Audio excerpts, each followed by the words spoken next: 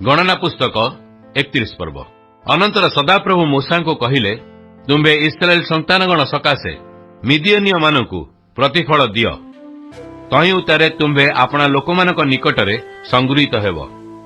तहीरे मूसा लोकमानकु कहिले, तुमे माने युद्ध निमंते आपणा मानक मध्यरु लोक सज्ज कर। सेमाने मिदियनीय मानकर उपरे सदाप्रभु को दंडाज्ञा सफल करने निमंते मिदियनीय मानक विरुद्धरे जिबे। तुमे माने इस्राएल वंशर प्रत्येक वंशरु एक एक सहस्र लोक युद्ध को पठाइब। तेणु सहस्र सहस्र इस्राएल मध्यरे प्रत्येक वंशरु एक एक सहस्र लोक ए रूपे 12 सहस्र लोक युद्ध पई सज्जित हेले। पुणी मूसा एक एक वंशरु एक एक सहस्र लोकंकु युद्ध को पठाइले और इलियासर जाजकर पुत्र फिनहसर हस्तरे पवित्र स्थानर पात्र रणतुरी देई ताहाकु सेमानक संगे युद्ध को पठाइले। तहु सेमाने मूसाଙ୍କ प्रति सदाप्रभुଙ୍କର आज्ञानुसारे मिदियनी मानकर विरुद्धरे युद्ध कले। पुणी सेमाने प्रत्येक पुरुष को बद्ध कले और अन्यान्य हत लोकमानक सहित सेमाने मिदियनीय राजा मानकु अर्थात इबी और रेकम और सुर और हुर और रेब्या ए मिदियनीय 5 राजा को बध कले। बियोर पुत्र बिलियम को मध्य सेमाने खड़गरे बध कले। आ इस्राएल संतानगण मिदियन स्त्री लोक मानकु और सेमानक पिला मानकु बंदी करि नेले। आ सेमानकर समस्त पशु और समस्त मेषपल और समस्त संपत्ति लूट करि नेले। आ सेमानकर सकल निवास नगर और सकल छाउणी अग्नि रे दग्ध कले। आ सेमाने समस्त लुटित द्रव्य पुणी समस्त द्रुत मनुष्य और पशु नहीं गले। और पुणी सेमाने जिरिह निकटवर्ती जर्दन तीरस्थ मोयाब पदारे स्थापित छाउणी को मूसांकर और इलियासर जाजकर और इस्राएल संतानगणर समस्त मंडली निकटकू से बंदी मानकू और द्रुत प्राणी मानकू और सकल लुटित द्रव्य आनिले।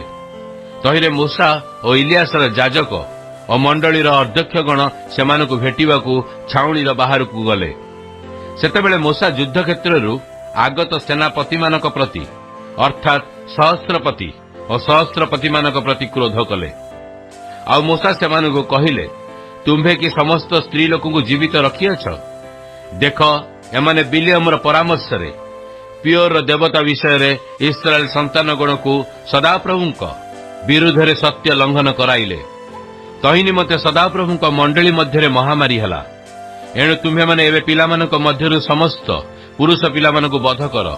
पुणी जो स्त्री लोक माने पुरुषर सहवास ज्ञात होई अछंती सेमानकु बध कर। मात्र जो स्त्री पिला माने पुरुष सहवास ज्ञात होई नाहंती से समस्त को आपणा मानक निमते जीवित रख। आउ तुमे माने 7 दिन छाउणी बाहर छाउणी स्थापन करिवो। तुमे माने जेते लोक मनुष्य हत्या करिअछ और हत लोक मानकु स्पर्श करिअछ समस्ते तृतीय दिन रे और सप्तम दिन रे आपणा मानकु और आपणा आपणा बंदी मानकु पापरु परिष्कार कर। पुणी जावतीय वस्त्र और चर्म निर्मित जावतीय वस्तु और छागलोम निर्मित जावतीय वस्तु काष्ठ निर्मित जावतीय वस्तु संबंध रे तुमे माने आपणा मानकु पापरु परिष्कार करिवो। तो इलियासर जाजक युद्ध को जाइथिबा योद्धा मानकु कहिला, सदाप्रभु मूसा को जो व्यवस्थार आज्ञा देइथिले तहिर विधि एही। तथापि सुना और रूपा पित्तल लुहा दस्ता और सीसा जे समस्त द्रव्य अग्नि रे सही पारे से सबु को अग्नि रे पकाइब। तहिरे ता सूची हेब। तहिरे ता पापार्थक जल रे परिष्कृत कराजिब। पुणी जे सबु द्रव्य अग्नि सहे नाही ताहा तुमे माने जल रे पकाइब। पुणी तुमे माने सप्तम दिन रे आपणा आपणा वस्त्र धोइब। तहिरे तुमे माने सूची हेब। तहि उतारे तुमे माने छाउणी रे प्रवेश करिब। अनंतर सदाप्रभु मूसा को कहिले, तुम्भे और इलियास जाजक और मंडलीस्थ पितृगृहर प्रधान माने युद्धरे द्रुत जीवगणर अर्थात बंदी मनुष्यर और पशुर संख्या कर। पुणी युद्धरे द्रुत से जीव मानकु युद्ध को जाइथिबा निपुण योद्धा मानकर और समस्त मंडलीर मध्यरे विभाग कर। पुणी युद्ध को जाइथिबा योद्धा मानक ठारू सदाप्रभुଙ୍କ निमंते कर ग्रहण कर। सेमानकर लभ्य अध्यांशरु मनुष्य और गोरु और गर्धव मेष मानकर प्रति 500 गोटिए लेखाई जीव नहीं सदाप्रभुଙ୍କ उद्देश्य उत्तोलन उपहार निमंते इलियासर जाजक को दियो। पुणी इस्राएल संतानगणर लभ्य अध्यांशरु तुम्बे मनुष्य और गोरु और गर्धव और मेषादी समस्त पशुर प्रत्येक 50 गोटे लेखाएं नहीं सदाप्रभु आवास रक्षणीय रक्षक लेवीय मानक दियो। तैरे मूसा प्रति सदाप्रभु आज्ञानुसार मूसा और इलियासर याजक कले। योद्धा माने लुटित संपत्ति छड़ा जो सब जीव धरी सेमानक संख्या 6,75,000 मेष और 72,000 गोरु 61,000 गर्धव आउ पुरुष 100 अज्ञाता स्त्री लोक सर्वसुधा 32,000 थिले। तैरे युद्ध को जाइथिबा लोकमानकर लभ्य अर्धांशर संख्या 3,37,500 मेष। पुणी सेही मेष मध्यरु 675 मेष सदाप्रभुंकर कर स्वरूप थिला। आउ गोरु 36,000 सेमानक मध्यरु 72 गोरु सदाप्रभुंकर कर स्वरूप थिला। आउ गर्धव 30,500 सेमानक मध्यरु 61 सदाप्रभुंकर कर स्वरूप थिला। पुणी मनुष्य 16,000 सेमानक मध्यरु 32 प्राणी सदाप्रभुंक कर स्वरूप थिला। तैरे मूसा प्रति सदाप्रभुंक आज्ञानुसार मूसा सदाप्रभुंकर उत्तोलन उपहार स्वरूपे सेही कर इलियासर याजक को देले। पुणी योद्धा मानकर अंश भिन्न जो अर्धांश मूसा इस्राएल संतानगण को देइथिले मंडलीर लभ्य से अर्धांश संख्यार 3,37,500 मेष और 36,000 गोरु और 30,500 गर्धव और 16,000 मनुष्य थिले। तैरे मूसा इस्राएल संतानगणर लभ्य से अर्धांशरू मनुष्य और पशुर प्रत्येक 500 मध्यरु गोटाए लेखाएं नहीं मूसा प्रति सदाप्रभु आज्ञानुसार सदाप्रभु आवासर रक्षणीय रक्षक लेवीय मानक देले। ए उतारे सहस्र सहस्र सैन्य मानक उपरे कर्तुककारीगण अर्थात सहस्रपति और शतपति माने मूसा निकट को आसिले। पुणी सेमाने मूसा को कहिले तुमर एई दास माने आपणा मानक हस्तगत योद्धा मानकर संख्या नहीं अछंती सेमानक मध्यरु जणे ही उणा होई नाही। एहेतु आम्भे माने प्रति जण स्वर्ण अलंकार नुपुर और बड़ा अंगुरीयक कुंडल और हार ए जे सब पाइअछु तहिरु सदाप्रभुंक सम्मुखरे आपणा आपणा प्राण निमंते प्रायश्चित करिबाकू सदाप्रभुंकर उपहार आनिअछु। तो मूसा और इलियास याजक सेमानक ठारु सेई स्वर्ण अर्थात शिल्पित अलंकार नेले। आ सदाप्रभुंक उद्देश्य सहस्रपति और शतपति माने उत्तोलनीय उपहार रूपे जो स्वर्ण उत्सर्ग कले से समस्त स्वर्ण 16,750 सेकल परिमित थिला। कारण योद्धा माने प्रत्येक आपणा आपणा निमंते लुटित द्रव्य नहीं थिले। एउतारे मूसा और इलियासर याजक सहस्रपति और शतपति मानक ठारु से स्वर्ण ग्रहण कले। पुणी सदाप्रभुंक सम्मुखरे इस्राएल संतानगणर स्मरणार्थक चिन्ह रूपे ता समागम तंबुरे रखिले। गणना पुस्तक 32 पर्व। रुबेन संतानगणर और गाद संतानगणर अनेक पशुपल थिला। एणु सेमाने जासेर और देशकू और गिलियद देशकू देखिले जे देख से स्थान पशुपल निमंते स्थान अटे। एथिरे गादर संतानगण और रुबेनर संतानगण आसी मूसा और इलियास याजक को और मंडलीर अध्यक्षगण को कहिले अटारत और दीबन और जासेर और निम्रा और हिस्बोन और इलियाज और सिबमा और नबो बियोन एई जे सब देश को सदाप्रभु इस्राएल मंडली सम्मुखें परास्त करियछंती ता पशुपल निमंते स्थान अटे। पुणी तुम्भर एई दासमानकर पशुपल अछि। सेमाने आहुरी कहिले आम्भे जेबे तुम दृष्टि अनुग्रह पाइअछु तेबे तुमर दासगण को अधिकारार्थे एई देश दिया जाऊ आंभ मानकू जर्दन पारिकी नहीं जाओ नहीं। एथिरे मूसा गादर संतानगण को और रुबेन संतानगण को कहिले तुम्भ मानकर भाई माने युद्ध करने को जीवे आउ तुमे माने कि एठारे बसी रहिबो। सदाप्रभु इस्राएल संतानगण को जेउ देश देइछंती पार होई सेई देश को जीवा पई कि हेतु सेमानक मन को साहसहीन करूअछ। मु तुम्भर पितृ लोक मानकू कादेश बर्नेय ठारू सेई देश देखिबा को पठाइबा बेले सेमाने एई रूपे करिथिले। कारण सेमाने इस्ट्रोल उपत्यका पर्यंत गमन करी देश देखी सदाप्रभुंक दत्त देश को जीवा पई इस्राएल संतानगणर मन को साहसहीन कले। ए निमंते सेई दिन सदाप्रभुंक क्रोध प्रज्वलित हैला। पुणी से शपथ करी एई कथा कहिले आम्भे अब्राहम को और इसहाक को और जाकुब को जो देश देवा पई शपथ करिअछु मिस्ररु आगत लोकमानक मध्यरु 20 वर्ष और ततोधिक वर्ष वयस्क କେହି ସେ ଦେଶ ଦେଖିପାରିବ ନାହିଁ। ଏହା ନିଶ୍ଚିତ, କାରଣ ସେମାନେ ସମ୍ପୂର୍ଣ୍ଣ ରୂପେ ଆମ୍ଭର ଅନୁଗତ ହୋଇନାହାନ୍ତି। କେବଳ କନିଷ୍ୟ ଜିଫୁନିୟର ପୁତ୍ର କାଲେବ ଓ ନୁନର ପୁତ୍ର ଜିଓସିଓ ତାହା ଦେଖିବେ, କାରଣ ସେମାନେ ସମ୍ପୂର୍ଣ୍ଣ ରୂପେ ସଦାପ୍ରଭୁଙ୍କର ଅନୁଗତ ହୋଇଅଛନ୍ତି। ଏହି ରୂପେ ଇସ୍ରାଏଲ ପ୍ରତି ସଦାପ୍ରଭୁଙ୍କ କ୍ରୋଧ ପ୍ରଜ୍ୱଳିତ ହେଲା। ପୁଣି ସଦାପ୍ରଭୁଙ୍କ ଦୃଷ୍ଟିରେ କୁକର୍ମକାରୀ ସମସ୍ତ ବଂଶର ନିଶେଷ ନ ହେବା ପର୍ଯ୍ୟନ୍ତ ସେ ସେମାନଙ୍କୁ 40 ବର୍ଷ ଯାଏ ପ୍ରାନ୍ତରରେ ଭ୍ରମଣ କରାଇଲେ।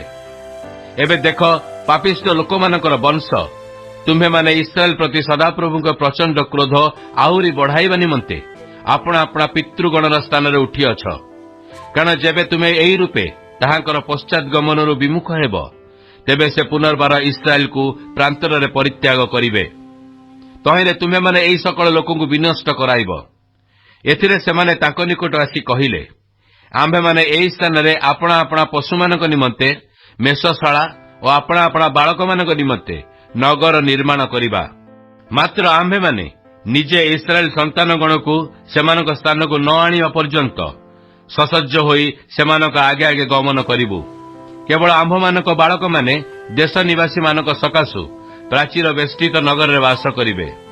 ଇସ୍ରାଏଲ ସନ୍ତାନଗଣର ପ୍ରତ୍ୟେକ ଲୋକ ଆପଣା ଆପଣା ଅଧିକାର ନ ପାଇବା ପର୍ଯ୍ୟନ୍ତ ଆମ୍ଭେମାନେ ଆପଣା ଆପଣା ଗୃହକୁ ଫେରି ଆସିବୁ ନାହିଁ। ମାତ୍ର ଆମ୍ଭେମାନେ ଜର୍ଦ୍ଦନର ଆରପାରିରେ ଓ ତହିଁର ଆଗରେ ସେମାନଙ୍କ ସହିତ ଅଧିକାର ଗ୍ରହଣ କରିବୁ ନାହିଁ, କାରଣ ଜର୍ଦ୍ଦନର ଏହି ପାରିରେ ଆମ୍ଭମାନଙ୍କର ଅଧିକାର ପଡ଼ିଅଛି। ଏଥିରେ ମୋଶା ସେମାନଙ୍କୁ କହିଲେ, ତୁମେମାନେ ଯେବେ ଏହି କର୍ମ କର, ଯେବେ ସସଜ୍ଜ ହୋଇ ସଦାପ୍ରଭୁଙ୍କ ସମ୍ମୁଖରେ ଯୁଦ୍ଧ କରିବାକୁ ଗମନ କର, ପୁଣି ସେ ପର୍ଯ୍ୟନ୍ତ ଆପଣା ଶତ୍ରୁଗଣକୁ ଆପଣା ଆଗରୁ ତଡ଼ି ନ ଦିଅନ୍ତି ଓ ଦେଶ ସଦାପ୍ରଭୁଙ୍କ ଆଗରେ ବଶୀଭୂତ ନ ହୁଏ, ସେ ପର୍ଯ୍ୟନ୍ତ ତୁମ୍ଭମାନଙ୍କର ପ୍ରତ୍ୟେକ ସସଜ୍ଜ ଲୋକ ଯେବେ ସଦାପ୍ରଭୁଙ୍କ ସମ୍ମୁଖରେ ଜର୍ଦ୍ଦନ ପାର ହୁଅ, ତେବେ ତହିଁ ଉତ୍ତାରେ ତୁମେମାନେ ଫେରିଆସିଲେ ସଦାପ୍ରଭୁଙ୍କ ନିକଟରେ ଓ ଇସ୍ରାଏଲ ନିକଟରେ ନିର୍ଦ୍ଦୋଷ ହେବ।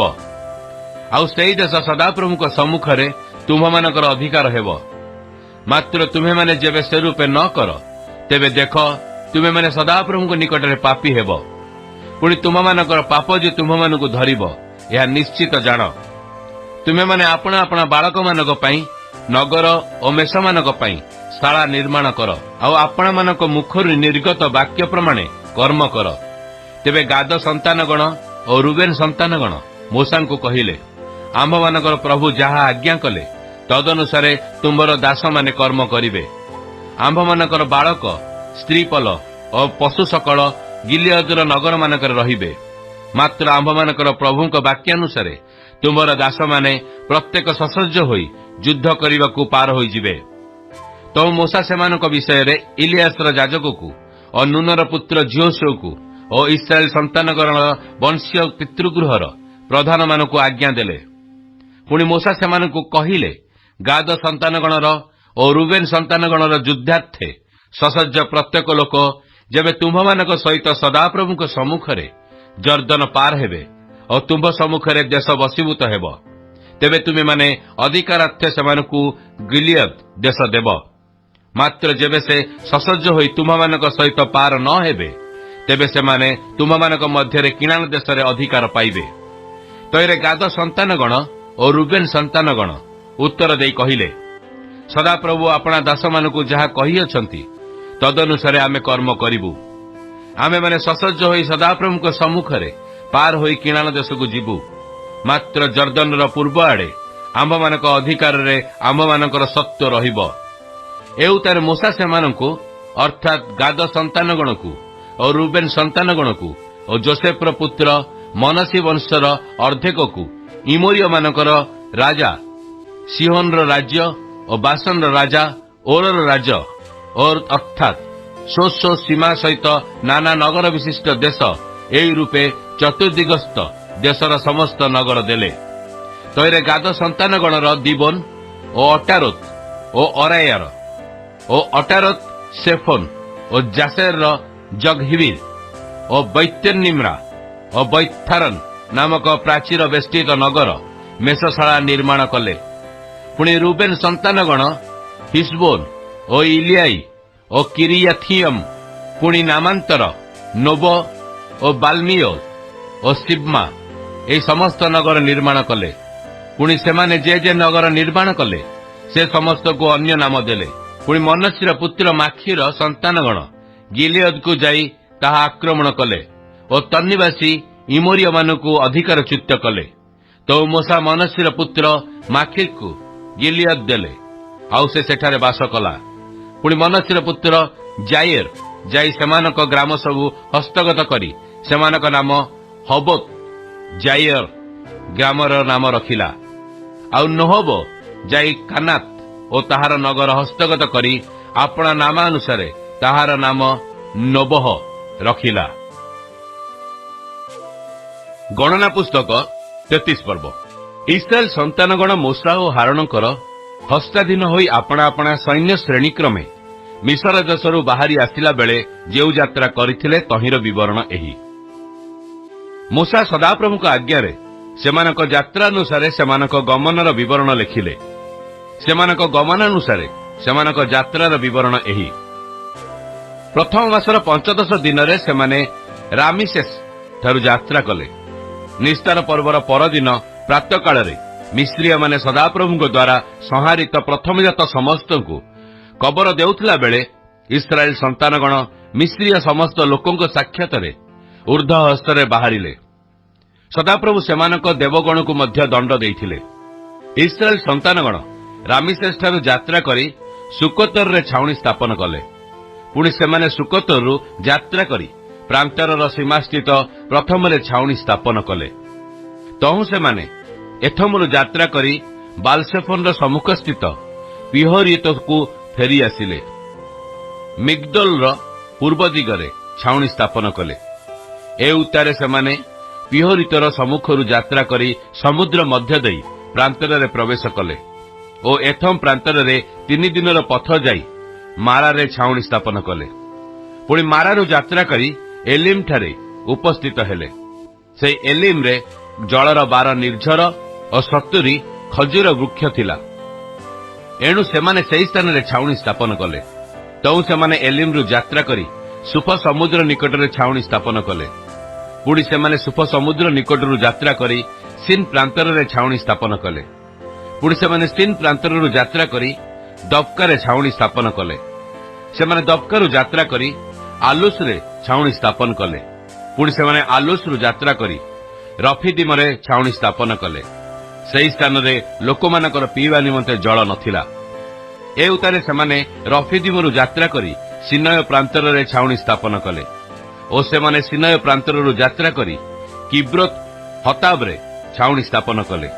पुणी सेमाने किब्रोत रु हताब को यात्रा करी हत्सेरत रे छाउणी स्थापन कले। पुणी सेमाने हत्सेरत रु यात्रा करी रित्मा रे छाउणी स्थापन कले और सेमाने रित्मा रु यात्रा करी रिमोन पेरस रे छाउणी स्थापन कले। पुणी सेमाने रिमोन पेरस रु यात्रा करी लिब्ना रे छाउणी स्थापन कले। पुणी सेमाने लिब्ना रु यात्रा करी रिसास रे छाउणी स्थापन कले। पुणी सेमाने रिसास रु यात्रा करी कहेलात रे छाउणी स्थापन कले और सेमाने कहेलात रु यात्रा करी सेफर पर्वत रे छाउणी स्थापन कले।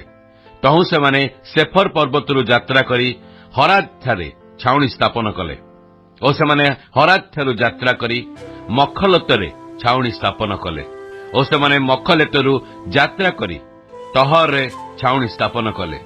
सेमाने तहत रु यात्रा करी तेरेह रे छाउणी स्थापन कले और सेमाने तेरेह रु यात्रा करी मिथका रे छाउणी स्थापन कले। सेमाने मिथका रु यात्रा करी हस्मोना रे छाउणी स्थापन कले और सेमाने हस्मोना रु यात्रा करी मोसेरत रे छाउणी स्थापन कले। पुणी सेमाने मोसेरत रु यात्रा करी बनैयाकन रे छाउणी स्थापन कले और सेमाने बनैयाकरु यात्रा करी होर्सदगिद ठारे छाउणी स्थापन कले और सेमाने होर्सदगिद रो यात्रा करी जटबाथारे छाउणी स्थापन कले और सेमाने जटबाथारु यात्रा करी आब्रोना रे छाउणी स्थापन कले। पुणी सेमाने आब्रोना रु यात्रा करी इत्सियोन आउ गेबर रे छाउणी स्थापन कले। पुणी सेमाने इत्सियोन गेबर रु यात्रा करी सिन प्रांतर रे छाउणी स्थापन कले। एहाकू कादेश कहंती और सेमाने कादेश रु यात्रा करी इदम देशर प्रांत स्थित होर पर्वत रे छाउणी स्थापन कले। ए उतरु हारण याजक सदाप्रभु आज्ञा रे होर पर्वत रे आरोहण कले। पुणी इस्राएल संतानगण ମିଶ୍ରରୁ ବାହାର ହୋଇ ଆସିବାର 40ତମ ବର୍ଷର ପଞ୍ଚମ ମାସର ପ୍ରଥମ ଦିନରେ ସେହି ସ୍ଥାନରେ ମଲେ। ଆଉ ହୋର ପର୍ବତରେ ମରିବା ସମୟରେ ହାରୁଣଙ୍କର ବୟସ 123 ବର୍ଷ ଥିଲା। ଅନନ୍ତର କିଣାଣର ଦକ୍ଷିଣ ପ୍ରଦେଶ ନିବାସୀ କିଣାଣୀୟ ଅରାଜର ରାଜା ଇସ୍ରାଏଲ ସନ୍ତାନଗଣର ଆଗମନ ସମ୍ବାଦ ଶୁଣିଲେ। ଆଉ ସେମାନେ ହୋର ପର୍ବତରୁ ଯାତ୍ରା କରି ସଲମୋନାରେ ଛାଉଣି ସ୍ଥାପନ କଲେ। ଓ ସେମାନେ ସଲମୋନାରୁ ଯାତ୍ରା କରି ପୁନରେ ଛାଉଣି ସ୍ଥାପନ କଲେ। ପୁଣି ସେମାନେ ପୁନରୁ ଯାତ୍ରା କରି ଓବୋତରେ ଛାଉଣି ସ୍ଥାପନ କଲେ। ତେଣୁ ସେମାନେ ଓବୋତରୁ ଯାତ୍ରା କରି ମୋୟାବ ପ୍ରାନ୍ତସ୍ଥିତ ଇ ଅବାରିମରେ ଛାଉଣି ସ୍ଥାପନ କଲେ। ସେମାନେ ଇ ଅବାରିମରୁ ଯାତ୍ରା କରି ଦିବନ ଗାଦରେ ଛାଉଣି ସ୍ଥାପନ କଲେ। ଓ ସେମାନେ ଦିବନ ଗାଦରୁ ଯାତ୍ରା କରି ଅଲମୋନ ଦିବ୍ଲିଥାମିୟରେ ଛାଉଣି ସ୍ଥାପନ କଲେ। ଓ ସେମାନେ ଦିବ୍ଲିଥାମିୟାରୁ ଯାତ୍ରା କରି ନୋବ ସମ୍ମୁଖସ୍ଥିତ ଅବାରିମ୍ ପର୍ବତରେ ଛାଉଣି ସ୍ଥାପନ କଲେ। ପୁଣି ସେମାନେ ଅବାରିମ୍ ପର୍ବତରୁ ଯାତ୍ରା କରି ଜିରିହ ସମ୍ମୁଖସ୍ଥିତ ଜର୍ଦ୍ଦନ ନିକଟବର୍ତ୍ତୀ ମୋୟାବ ପଦାରେ ଛାଉଣି ସ୍ଥାପନ କଲେ। ଆଉ ସେଠାରେ ଜର୍ଦ୍ଦନ ନିକଟସ୍ଥ ବୈଜିସ୍ମୋତ ଠାରୁ ଆବେଲ ସିଟିମ୍ ପର୍ଯ୍ୟନ୍ତ ମୋୟାବ ପଦାରେ ଛାଉଣି ସ୍ଥାପନ କଲେ। ଅନନ୍ତର ଜିରିହ ସ୍ଥିତ ଜର୍ଦ୍ଦନ ନିକଟବର୍ତ୍ତୀ ମୋୟାବ ପଦାରେ ସଦାପ୍ରଭୁ ମୂଷାଙ୍କୁ କହିଲେ, ଇସ୍ରାଏଲ ସନ୍ତାନଗଣକୁ କୁହ, ତୁମେମାନେ ଜର୍ଦ୍ଦନ ପାର ହୋଇ କିଣାଣ ଦେଶରେ ଉପସ୍ଥିତ ହେଲେ ତୁମେମାନେ ଆପଣା ଆପଣାମାନଙ୍କର ସମ୍ମୁଖରୁ ସେହି ଦେଶ ନିବାସୀ ସମସ୍ତଙ୍କୁ ତଡ଼ି ବାହାର କରିଦେବ। ଓ ସେମାନେ ସମସ୍ତଙ୍କ ମୂର୍ତ୍ତି ବିଶିଷ୍ଟ ପାଷାଣ ଭାଙ୍ଗି ପକାଇବ। ଓ ସେମାନଙ୍କର ଛାଞ୍ଚ ଢଳା ପ୍ରତିମା ସବୁ ବିନଷ୍ଟ କରିବ। ଓ ସେମାନଙ୍କର ଉଚ୍ଚସ୍ଥଳୀ ସବୁ ଉଚ୍ଛିନ୍ନ କରିବ। ପୁଣି ତୁମ୍ଭେମାନେ ସେହି ଦେଶ ଅଧିକାର କରି ତହିଁ ମଧ୍ୟରେ ବାସ କରିବ, କାରଣ ଆମ୍ଭେ ତୁମ୍ଭକୁ ଅଧିକାରାର୍ଥେ ସେହି ଦେଶ ଦେଇଅଛୁ। ଆଉ ତୁମେମାନେ ଗୁଲିମେଣ୍ଟ ଦ୍ୱାରା ଆପଣା ଆପଣା ବଂଶାନୁସାରେ ଦେଶାଧିକାର ବିଭାଗ କରିନେବ। ତୁମେମାନେ ଅଧିକ ଲୋକଙ୍କୁ ଅଧିକ ବାଣ୍ଟ ଓ ଅଳ୍ପ ଲୋକଙ୍କୁ ଅଳ୍ପ ବାଣ୍ଟ ଦେବ। ଯାହାର ବାଣ୍ଟ ଯେଉଁ ସ୍ଥାନରେ ପଡ଼ିବ ତାହାର ବାଣ୍ଟ ସେହି ସ୍ଥାନରେ ହେବ। ଏହି ରୂପେ ତୁମେମାନେ ଆପଣା ଆପଣା ପିତୃବଂଶ ଅନୁସାରେ ଅଧିକାର କରିବ। ମାତ୍ର ଯେବେ ତୁମେମାନେ ଆପଣାମାନଙ୍କ ସମ୍ମୁଖରୁ ସେହି ଦେଶ ନିବାସୀକୁ ତଡ଼ି ବାହାର କରି ନ ଦେବ, ତେବେ ତୁମ୍ଭେମାନେ ସେମାନଙ୍କ ମଧ୍ୟରୁ ଯେଉଁମାନଙ୍କୁ ଅବଶିଷ୍ଟ ରଖିବ, ସେମାନେ ତୁମ୍ଭମାନଙ୍କ ଚକ୍ଷୁରେ କଣ୍ଟା ସ୍ୱରୂପ ଓ ତୁମ୍ଭମାନଙ୍କ ପାର୍ଶ୍ୱରେ କଣ୍ଟକ ସ୍ୱରୂପ ହେବେ। ଆଉ ସେମାନେ ତୁମ୍ଭମାନଙ୍କର ସେହି ନିବାସ ଦେଶରେ ତୁମ୍ଭମାନଙ୍କୁ କ୍ଲେଶ ଦେବେ। ପୁଣି ଆମ୍ଭେ ସେମାନଙ୍କ ପ୍ରତି ଯାହା କରିବାକୁ ମନସ୍ଥ କରିଥିଲୁ ତାହା ତୁମ୍ଭମାନଙ୍କ ପ୍ରତି କରିବା। ଗଣନା ପୁସ୍ତକ 34 ପର୍ବ। ଅନନ୍ତର ସଦାପ୍ରଭୁ ମୂଷାଙ୍କୁ କହିଲେ, ଇସ୍ରାଏଲ ସନ୍ତାନଗଣକୁ ଆଜ୍ଞା ଦିଅ ଓ ସେମାନଙ୍କୁ କୁହ, ଯେଉଁ କିଣାଣ ଦେଶ ତହିଁର ଚତୁର୍ସୀମାରେ ଅନୁସାରେ ତୁମମାନଙ୍କର ଅଧିକାରରେ ପଡ଼ିବ, ତୁମେମାନେ ସେହି କିଣାଣ ଦେଶରେ ଉପସ୍ଥିତ ହେଲେ ତୁମମାନଙ୍କର ଦକ୍ଷିଣ ଅଞ୍ଚଳ ଇଦୋମ ନିକଟସ୍ଥିତ ସିନ୍ ପ୍ରାନ୍ତର ଠାରୁ ହେବ ଓ ପୂର୍ବ ଦିଗରେ ଲବଣ ସମୁଦ୍ରର ପ୍ରାନ୍ତଠାରୁ ତୁମ୍ଭମାନଙ୍କର ଦକ୍ଷିଣ ସୀମା ହେବ। ପୁଣି ତୁମ୍ଭମାନଙ୍କର ସୀମା ଦକ୍ଷିଣ ଦିଗରୁ ଫେରି ଅକ୍ରଦ୍ୟମ ଘାଟ ଦେଇ ସିନ୍ ପର୍ଯ୍ୟନ୍ତ ଯିବ ଓ ସେଠାରୁ କାଦେଶ ବର୍ଣ୍ଣୟର ଦକ୍ଷିଣ ଦେଇ ହତ୍ସର ଅଦରକୁ ଆସି ଅସ୍ମୋନ ପର୍ଯ୍ୟନ୍ତ ଯିବ। ଏ ଉତ୍ତାରେ ସେହି ସୀମା ଅସ୍ମୋନରୁ ମିଶର ନଦୀ ପର୍ଯ୍ୟନ୍ତ ବୁଲି ଆସିବ ଓ ସେହି ସୀମା ମହାସମୁଦ୍ର ନିକଟରେ ଶେଷ ହେବ। ଆଉ ମହାସମୁଦ୍ର ଓ ତହିଁର ସୀମା ପଶ୍ଚିମ ସୀମା ହେବ। ଏହା ତୁମ୍ଭମାନଙ୍କର ପଶ୍ଚିମ ସୀମା ହେବ। ଆଉ ତୁମ୍ଭମାନଙ୍କର ଉତ୍ତର ସୀମା ଏହି। ତୁମେମାନେ ଆପଣାମାନଙ୍କ ନିମନ୍ତେ ମହାସମୁଦ୍ରଠାରୁ ହୋର ପର୍ବତ ପର୍ଯ୍ୟନ୍ତ ଚିହ୍ନିତ କରିବ। ହୋର ପର୍ବତଠାରୁ ତୁମେମାନେ ହମାତର ପ୍ରବେଶ ସ୍ଥାନ ପର୍ଯ୍ୟନ୍ତ ଚିହ୍ନିତ କରିବ। ପୁଣି ସେଠାରୁ ସେହି ସୀମା ସଦାଦ ନିକଟରେ ଶେଷ ହେବ। ପୁଣି ସେହି ସୀମା ସିଫ୍ରୋନ ପର୍ଯ୍ୟନ୍ତ ଯିବ ଓ ହତ୍ସର ଏନନରେ ତହିଁରେ ଶେଷ ହେବ। ଏହା ତୁମ୍ଭମାନଙ୍କର ଉତ୍ତର ସୀମା ହେବ। ଆଉ ତୁମ୍ଭେମାନେ ଆପଣମାନଙ୍କ ପୂର୍ବ ସୀମା ହତ୍ସରର ଏନନ ଠାରୁ ସିଫାମ ପର୍ଯ୍ୟନ୍ତ ଚିହ୍ନିତ କରିବ। ତେଣୁ ସେହି ସୀମା ସଫାମ ଠାରୁ ଏନନ ପୂର୍ବ ଦିଗ ହୋଇ ରିବ୍ଲା ପର୍ଯ୍ୟନ୍ତ ତଳକୁ ଯିବ। ତହିଁ ଉତ୍ତାରେ ସେହି ସୀମା ଆହୁରି ତଳକୁ ଯାଇ କିନ୍ନୋତ୍ର ହ୍ରଦର ପୂର୍ବ ପାର୍ଶ୍ୱ ଦେଇ ଯିବ। ପୁଣି ସେ ସୀମା ଜର୍ଦ୍ଦନ ଦେଇଯିବ ଓ ଲବଣ ସମୁଦ୍ର ନିକଟରେ ତହିଁରେ ଶେଷ ହେବ। ଏହି ଚତୁର୍ଦ୍ଦଶ ସୀମା ଅନୁସାରେ ତୁମ୍ଭମାନଙ୍କର ଦେଶ ହେବ। ପୁନଶ୍ଚ ମୂଷା ଇସ୍ରାଏଲ ସନ୍ତାନଗଣକୁ ଆଜ୍ଞା ଦେଇ କହିଲେ, ସଦାପ୍ରଭୁ 9 ବଂଶ ଓ ଅର୍ଦ୍ଧବଂଶକୁ ଯେଉଁ ଦେଶ ଦେବା ପାଇଁ ଆଜ୍ଞା ଦେଇଅଛନ୍ତି ଆଉ ତୁମେମାନେ ଯାହା ଗୁଲିବାଣ୍ଟ ଦ୍ୱାରା ଅଧିକାର କରିବ, ସେହି ଦେଶ ଏହି। କାରଣ ରୁବେନ ସନ୍ତାନଗଣର ବଂଶ ଆପଣା ଆପଣା ପିତୃଗୃହ ଅନୁସାରେ ଓ ଗାଦ ସନ୍ତାନଗଣର ବଂଶ ଆପଣା ଆପଣା ପିତୃଗୃହ ଅନୁସାରେ ଓ ମନସ୍ସୀର ଅର୍ଦ୍ଧବଂଶ ଆପଣା ଆପଣା ଅଧିକାର ପାଇଅଛନ୍ତି। ଏହି ଦୁଇ ବଂଶ ଅର୍ଦ୍ଧବଂଶ ଜିରିହ ନିକଟସ୍ଥ ଜର୍ଦ୍ଦନର ପୂର୍ବ ପାରିରେ ସୂର୍ଯ୍ୟୋଦୟ ଦିଗରେ ଆପଣା ଆପଣା ଅଧିକାର ପାଇଅଛନ୍ତି। ଅନନ୍ତର ସଦାପ୍ରଭୁ ମୂଷାଙ୍କୁ କହିଲେ, ଯେଉଁମାନେ ଦେଶ ବିଭାଗ କରି ତୁମ୍ଭମାନଙ୍କୁ ଦେବେ ସେମାନଙ୍କର ନାମ ଏହି: ଇଲିଆସର ଯାଜକ ଓ ନୁନର ପୁତ୍ର ଜିହୋଶୁଅ। ପୁଣି ତୁମ୍ଭେମାନେ ଦେଶ ବିଭାଗ କରିବା ନିମନ୍ତେ ପ୍ରତ୍ୟେକ ବଂଶରୁ ଏକ ଏକ ଅଧିପତି ଗ୍ରହଣ କରିବ। ପୁଣି ସେ ଲୋକମାନଙ୍କର ନାମ ଏହି: ଜିହୁଦା ବଂଶୀୟ ଜିଫୁନ୍ନିର ପୁତ୍ର କାଲେବ ଓ ସିମିଓନର ସନ୍ତାନମାନଙ୍କର ବଂଶୀୟ ଅମିହୁଦର ପୁତ୍ର ସମୁଏଲ। ବିନ୍ୟାମିନ ବଂଶୀୟ କିସଲୋନର ପୁତ୍ର ଇଲିଦଦ ଆଉ ଦାନ ସନ୍ତାନର ବଂଶୀୟ ଜଣେ ଅଧିପତି ଜଗ୍ଲିର ପୁତ୍ର ବୁକି। ଯୋସେଫ ସନ୍ତାନଗଣ ମଧ୍ୟରୁ ମନୋସି ସନ୍ତାନଗଣର ବଂଶୀୟ ଜଣେ ଅଧିପତି ଏଫଦର ପୁତ୍ର ହନିଏଲ। ପୁଣି ଇଫ୍ରେମ ସନ୍ତାନର ବଂଶୀୟ ଜଣେ ଅଧିପତି ସିପ୍ତନର ପୁତ୍ର କମୁଏଲ। ଆଉ ସବଲୁନ ସନ୍ତାନଗଣର ବଂଶୀୟ ଜଣେ ଅଧିପତି ପର୍ଣ୍ଣକର ପୁତ୍ର ଇଲିସାଫନ ଓ ଇସାକର ସନ୍ତାନଗଣର ବଂଶୀୟ ଜଣେ ଅଧିପତି ଅସେନର ପୁତ୍ର ପଲଟିଏଲ ଓ ଆସେର ସନ୍ତାନଗଣର ବଂଶୀୟ ଜଣେ ଅଧିପତି ସଲୋମିର ପୁତ୍ର ଅହିହୁଦ। ନପ୍ତାଲି ସନ୍ତାନଗଣର ବଂଶୀୟ ଜଣେ ଅଧିପତି ଅମିହୁଦର ପୁତ୍ର ପଦହେଲ। କିଣାଣ ଦେଶରେ ଇସ୍ରାଏଲ ସନ୍ତାନଗଣ ନିମନ୍ତେ ଅଧିକାର ବିଭାଗ କରିଦେବାକୁ ସଦାପ୍ରଭୁ ଏହି ସମସ୍ତ ଲୋକଙ୍କୁ ଆଜ୍ଞା ଦେଲେ। ଗଣନା ପୁସ୍ତକ 35 ପର୍ବ। ଅନନ୍ତର ସଦାପ୍ରଭୁ ମୋୟାବ ପଦାରେ ଜିରିଓ ନିକଟସ୍ଥ ଜର୍ଦ୍ଦନ ନଦୀ ସୀମା ପରେ ମୋଶାଙ୍କୁ କହିଲେ, ତୁମ୍ଭେ ଇସ୍ରାଏଲ ସନ୍ତାନଗଣକୁ ଏହି ଆଜ୍ଞା ଦିଅ, ସେମାନେ ଆପଣା ଆପଣା ଅଧିକୃତ ବାଣ୍ଟରୁ କେତେକ ବସତି ନଗର ଲେବୀୟମାନଙ୍କୁ ଦିଅନ୍ତୁ। ଆଉ ତୁମ୍ଭେମାନେ ଲେବୀୟମାନଙ୍କୁ ସେହି ନଗରମାନର ତଳିଭୂମି ନିମନ୍ତେ ସେସବୁର ଚତୁର୍ଦିଗସ୍ଥ ଭୂମି ଦେବ। ତହିଁରେ ସେସବୁ ନଗରରେ ସେମାନଙ୍କ ନିବାସ ହେବ। ପୁଣି ତହିଁର ତଳିଭୂମି ସବୁ ସେମାନଙ୍କ ପଶୁ ଓ ସମ୍ପତ୍ତି ଓ ଜୀବମାନଙ୍କ ନିମନ୍ତେ ହେବ। ଆଉ ତୁମ୍ଭେମାନେ ଲେବୀୟମାନଙ୍କୁ ଯେ ନଗର ଦେବ ସେସବୁର ତଳିଭୂମି ନଗର ପ୍ରାଚୀରଠାରୁ ବାହାରେ ଚତୁର୍ଦିଗରେ 100 ହସ୍ତ ହେବ। ପୁଣି ତୁମ୍ଭେମାନେ ନଗରର ବାହାରେ ତହିଁର ପୂର୍ବ ସୀମା 200 ହସ୍ତ ଓ ଦକ୍ଷିଣ ସୀମା 200 ହସ୍ତ ଓ ପଶ୍ଚିମ ସୀମା 200 ହସ୍ତ ଓ ଉତ୍ତର ସୀମା 200 ହସ୍ତ ପରିମିତ କରିବ। ନଗର ତହିଁ ମଧ୍ୟ ସ୍ଥଳରେ ରହିବ। ଏହା ସେମାନଙ୍କ ନଗରର ତଳିଭୂମି ହେବ। ଆଉ ତୁମ୍ଭେମାନେ ଲେବୀୟମାନଙ୍କୁ ଯେ ନଗର ଦେବ ତହିଁରୁ 6 ଗୋଟି ଆଶ୍ରୟ ନଗର ହେବ। ନର ହତ୍ୟାକାରୀ ସେଠାରୁ ପଳାଇବା ନିମନ୍ତେ ତୁମ୍ଭେମାନେ ତାହା ଦେବ। ଆଉ ତାହା ଛଡା ଆହୁରି 42 ନଗର ଦେବ। ସର୍ବସୁଦ୍ଧା ତୁମ୍ଭେମାନେ ଲେବୀୟମାନଙ୍କୁ 48 ନଗର ଦେବ। ତୁମେ ସେମାନଙ୍କୁ ନଗର ସଙ୍ଗେ ତହିଁର ତଳିଭୂମି ଦେବ। ପୁଣି ଇସ୍ରାଏଲ ସନ୍ତାନଗଣର ଅଧିକାରରୁ ସେହିସବୁ ନଗର ଦେବା ନିମନ୍ତେ ତୁମେମାନେ ଅଧିକ ଲୋକମାନଙ୍କଠାରୁ ଅଧିକ ନେବ ଓ ଅଳ୍ପ ଲୋକଙ୍କଠାରୁ ଅଳ୍ପ ନେବ। ପ୍ରତ୍ୟେକ ବଂଶ ଆପଣାର ଅଧିକୃତ ଅଧିକାର ଅନୁସାରେ ଆପଣା ନଗରମାନଙ୍କୁ ଲେବୀୟମାନଙ୍କୁ ଦେବେ। ଅନନ୍ତର ସଦାପ୍ରଭୁ ମୋଶାଙ୍କୁ କହିଲେ, ଇସ୍ରାଏଲ ସନ୍ତାନଗଣକୁ କୁହ, ତୁମେମାନେ ଜର୍ଦ୍ଦନ ପାର ହୋଇ କିଣାଣ ଦେଶରେ ଉପସ୍ଥିତ ହେଲେ ଆପଣାମାନଙ୍କର ଆଶ୍ରୟ ନଗର ହେବା ନିମନ୍ତେ କେତେଗୁଡ଼ିଏ ନଗର ନିରୂପଣ କରିବ। ତହିଁରେ ଯେଉଁ ଜନ ଭ୍ରାନ୍ତିରେ କୌଣସି ମନୁଷ୍ୟକୁ ବଧ କରେ ଏପରି ନରହତ୍ୟାକାରୀ ସେଠାକୁ ପଳାଇ ଯାଇପାରିବ। ପୁଣି ନରହତ୍ୟାକାରୀ ବିଚାରାର୍ଥେ ମଣ୍ଡଳୀ ସମ୍ମୁଖରେ ଉପସ୍ଥିତ ହେବା ପର୍ଯ୍ୟନ୍ତ ଯେପରି ନ ମରେ, ଏଥିପାଇଁ ସେ ନଗରମାନ ପ୍ରତିହନ୍ତାଠାରୁ ତୁମ୍ଭମାନଙ୍କ ପ୍ରତି ଆଶ୍ରୟ ସ୍ଥାନ ହେବ।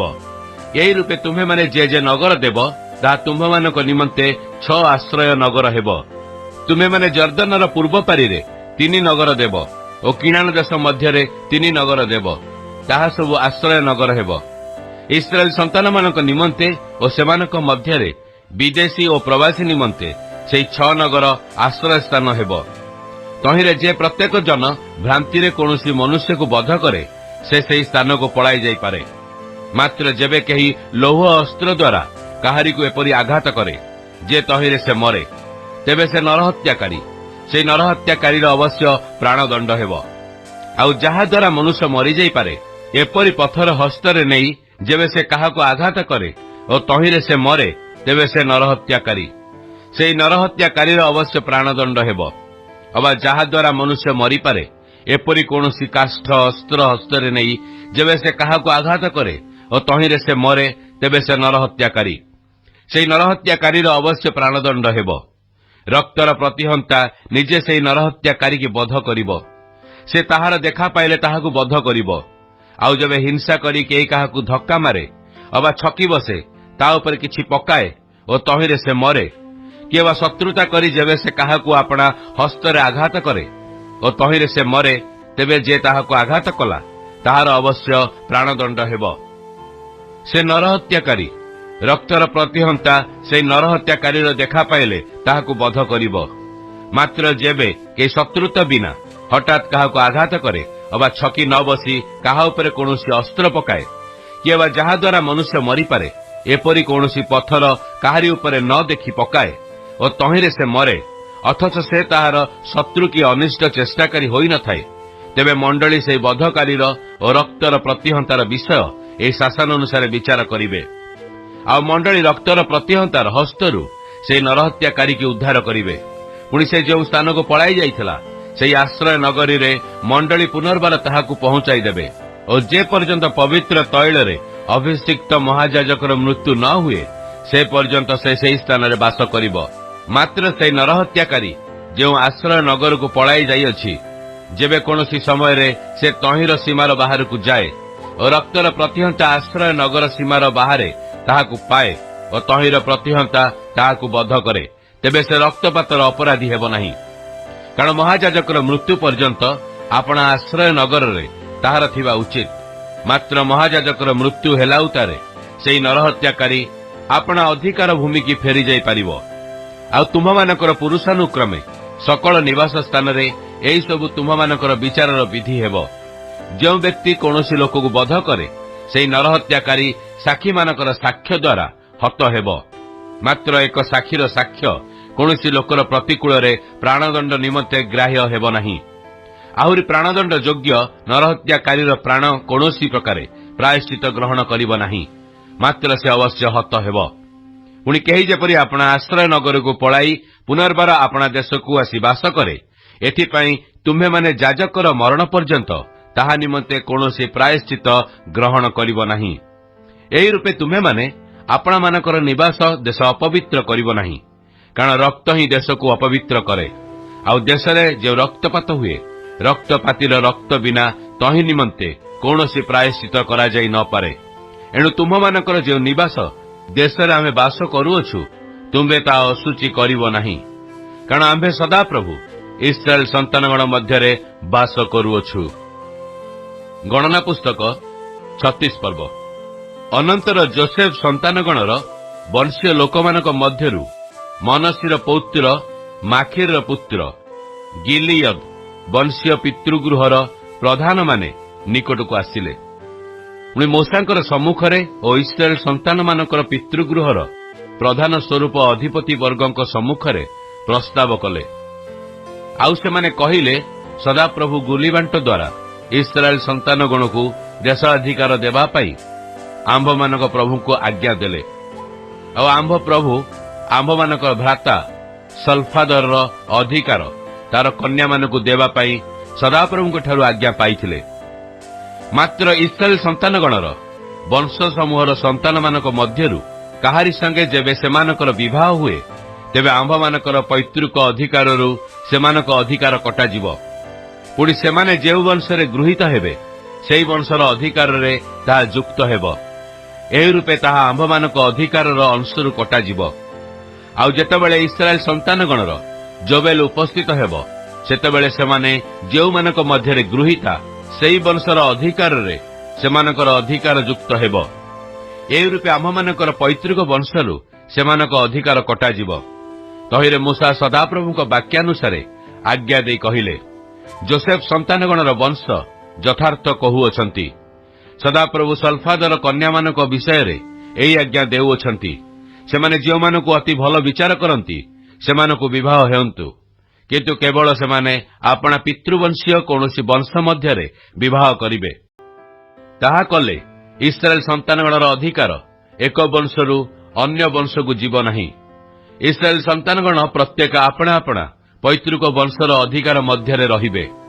पुणी इस्राएल संतानगण प्रत्येक जेपरी आपणा आपणा पैतृक अधिकार भोग करिवे एथिपाई इस्राएल संतानगणर कौनसी वंश मध्यरे जेउ कन्यार अधिकार थाए से अपना पितृवंशीय परिवार मध्यरे जनकर भार्या हेबो।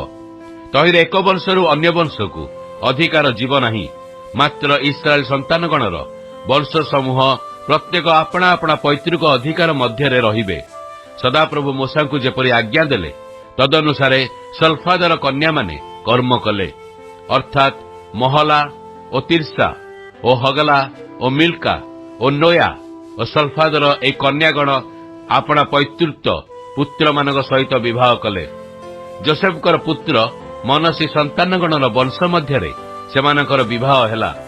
ତହିଁରେ ସେମାନଙ୍କର ଅଧିକାର ସେମାନଙ୍କର ପିତୃବଂଶୀୟ ବଂଶ ମଧ୍ୟରେ ରହିଲା। ସଦାପ୍ରଭୁ ଜିରିହ ନିକଟସ୍ଥ ଜର୍ଦ୍ଦନ ସମୀପରେ ମୋୟାବ ପଦାରେ ମୋଶାଙ୍କ ଦ୍ୱାରା ଇସ୍ରାଏଲ ସନ୍ତାନଗଣ ପ୍ରତି ଏହି ସମସ୍ତ ଆଜ୍ଞା ଓ ଶାସନ ଆଦେଶ କରିଥିଲେ। गुड मॉर्निंग बाइबल पठन कक्ष को मु आपनमानकु स्वागत जनाए। आज बाइबल पठन दिन संख्या 27 बुधवार। आज आम्भे माने गणना पुस्तक 31 पर्व ठारू 36 पर्व पर्यंत पाठ करबा, अर्थात आज आम्भे माने गणना पुस्तक को शेष करबा। आसंतु एही पठित शास्त्रांशर सारांश को आम्भे माने चिंता करबा। जर्दनर पूर्व पारी रे मोयाबीय मानक सहित होइथिबा युद्ध वास्तव में सदाप्रभु और बालपियोर मध्यरे एक आत्मिक युद्ध थिला। अल्प क्षण पाए इस्राएल लोक माने बालपियोर द्वारा प्रलोभित हेले सत, किंतु इस्राएल लोक माने युद्ध करी एही अंचल को अधिकार करबा द्वारा एथिरे सेमाने विजयी होइथिले। किनान्य संस्कृतिर प्रलोभन रे न पड़ी यात्रा समय रे लगातार बा अनवरत भावरे एही समस्या सहित संघर्ष करी एहा उपरे जयलाभ करबा ही थिला इस्राएल पाई प्रकृत विजय। जर्दनर पूर्व पारिस्थ अंचल को मोशा अधिकार कला उतारे किछि इस्राएलीय गोष्ठी सही स्थान को सेमानकर अधिकार स्वरूपे सेमानकु देबा पाई मागिले, कारण ताहा कृषि और पशुपालन पाई सही स्थानटी उपयोगी थिला। एही अंचल को रूबेन, गाद और मनसीर अर्धवंश, मनसी जे जोसेफंकर दुई पुत्र मानक मध्यरु जणे, सेमाने अधिकार स्वरूपे ताहा पाइले। मोशा सेमानकु ताहा अधिकार रूपे सेमानकु देले, कारण सेमानकर अनेक पशुपल थिले। एही गोष्ठी गुड़िक इस्राएलियो मानकु प्रतिज्ञा करी कहिले, शपथ करी कहिले जे सेमाने किनान देश को संपूर्ण भाव में अधिकार न करिबा पर्यंत सेमानक सहित रही सेमाने युद्ध को जिबे, युद्ध करिवे और सबु भाई मानकु से सेमानकर अधिकार गुड़िकरे स्थापन कला उतारे सेमाने फेरी आसिबे। आमे एपर्यंत आदि यात्रा और गणना पुस्तक पाठ करुथुलु। मिस्र ठारू मोयाब पर्यंत घटिथिबा समस्त घटनार संक्षेप वृत्तांत और जर्दनर पश्चिम पार्श्वरे देश विभाजनर वृत्तांत आमे सविशेष पाठ करने को जाउछु। सेमाने अवशिष्ट गोष्ठी गुड़िक मध्यरे देश विभाजन कले, स्पष्ट भाव में सीमा सबू निरूपण कले और गोष्ठी मानकर नेता नियुक्त करी सेमानकर भूमिका और दायित्व सबू निरूपण और निर्धारण कले। लेवीय मानकु चतुर्पार्श्वरे चराणी भूमि समेत 48 नगर देले एवं समग्र इस्राएल देश मध्यरे 6टी नगर सेमानक पाई आश्रय नगर भावरे धार्य करागला। यार कारण थिला लेवीय मानकु ईश्वरक द्वारा दत्त व्यवस्था को अध्ययन करबा और आगामी पीढ़ी को शिक्षा देवार संपूर्ण दायित्व सेमानकु प्रदान करबा। 27 पर्व रे आमे सल्फादको कन्या मानक अधिकार संबंधी निष्पत्तिर व्यवस्था को वर्तमान 36 पर्व रे कार्यकारी हेबार आमे देखुछु। सल्फादको कन्या मानक मध्य देशाधिकार दियागला। यह स्त्री मानक दत्त अधिकार नियम को दर्शाए। एही घटनारू आमे जानू जे तोरा तथा पेंटाट्यूक जहा मोशांक लिखित 5टी पुस्तक, एही पुस्तक रे लिखित विषय गुडी को जानिबा आम पाए केते गुरुत्वपूर्ण अटे, कारण एही 5टी पुस्तक अवशिष्ट पुरातन नियम पाए मूलदुआ स्वरूप कार्य करिबो। आमे जेकोनोसी पुस्तक रे जाई जेकोनोसी घटना को आमे जदि तर्जमा करूछु, अनुवाद करूछु, ताहले सेही अनुवाद गुडिक पेंटाट्यूक रो आलोक रे, पेंटाट्यूक रो संदर्भ और प्रसंग रे ही ताहा अनुवाद बा ताहाकू आमे तर्जमा କରିପାରିବା, ସମୀକ୍ଷା କରିପାରିବା। ତେଣୁ ପେଣ୍ଟାଟ୍ୟୁକକୁ ନ ଜାଣି ଆମେ ପୁରାତନ ନିୟମର ଅନ୍ୟାନ୍ୟ ପୁସ୍ତକ ସେ ଯାହା ବି ହେଉ, ଇତିହାସ ହଉ, ଗୀତ ହଉ କି ଭବିଷ୍ୟତ ବକ୍ତାମାନଙ୍କର ପୁସ୍ତକ ହେଉ, ସେ ସମସ୍ତଙ୍କୁ ବୁଝିବା ପାଇଁ ହେଲେ ପେଣ୍ଟାଟ୍ୟୁକର ଏକ ଉତ୍ତମ ବୁଝାମଣା, ଉତ୍ତମ ଜ୍ଞାନ ରହିବା ଆମମାନଙ୍କର ନିତାନ୍ତ ଆବଶ୍ୟକ।